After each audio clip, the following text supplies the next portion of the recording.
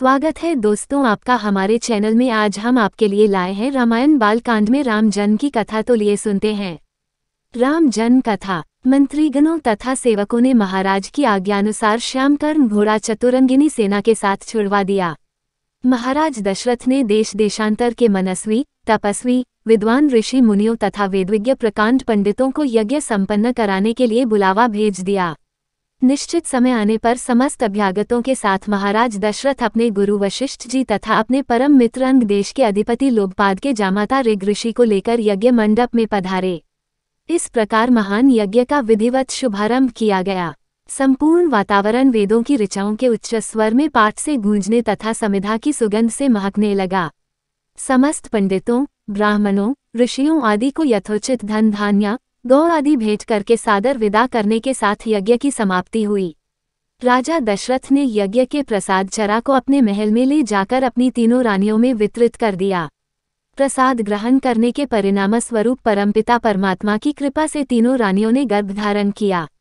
जब चैत्र मास के शुक्ल पक्ष की नवमी तिथि को पुनर्वसु नक्षत्र में सूर्य, मंगल, शनि, बृहस्पति तथा शुक्र अपने अपने उच्च स्थानों में विराजमान थे, कर्क लग्न का उदय होते ही महाराज दशरथ की बड़ी रानी कौशल्या के गर्भ से एक शिशु का जन्म हुआ, जो कि श्यामवर्ण, अत्यंत तेजोमय, परम कांतिवान तथा अद्भुत सौंदर्यशाली था।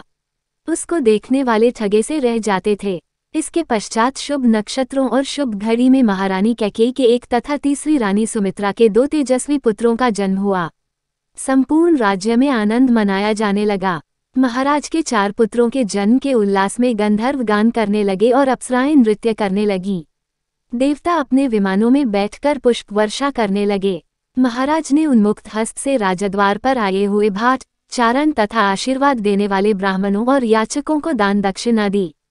पुरस्कार में प्रजाजनों को धन धान्य तथा दरबारियों को रत्न, आभूषण तथा उपाधियां प्रदान किया गया। चारों पुत्रों का नामकरण संस्कार महर्षि वशिष्ठ के द्वारा कराया गया तथा उनके नाम रामचंद्र, भरत, लक्ष्मण और शत्रुघ्न रखे गए। आयु बढ़ने के साथ ही साथ रामचंद्र गुणों में भी अपने भाइयों से आगे बढ़ने तथा प्रजा में अत्यंत लोकप्रिय होने लगे। उनमें अत्यंत विलक्षण प्रतिभा थी, जिसके परिणामस्वरूप अल्पकाल में ही वे समस्त विषयों में पारंगत हो गए। उन्हें सभी प्रकार के अस्त्र शस्त्रों को चलाने तथा हाथी, घोड़ी एवं सभी प्रकार के वाहनों की सवारी में उन्हें असाधारण निपुणता प्राप्त हो गई। वे निरंतर माता पिता और गुरुजनों की सेवा में लगे रहते थे। उनका अनुसरण शेष 3 भाई भी करते थे। गुरुजनों के प्रति जितनी श्रद्धा भक्ति इन चारों भाइयों में थी, उतना ही उनमें परस्पर प्रेम और सौहार्द भी था। महाराज दशरथ का हृदय अपने चारों पुत्रों को देखकर गर्व और आनंद से भर उठता था। तो दोस्तों, कैसी लगी आपको रामायण में बालकांड के अंतर्गत राम का जन्म की कथा? आप कहाँ निकल लाइक कर कमेंट में हमें बताएं और कहानी का अगला भाग सुनने के लिए हमारे चैनल को सब्सक्राइब करना ना भूलें।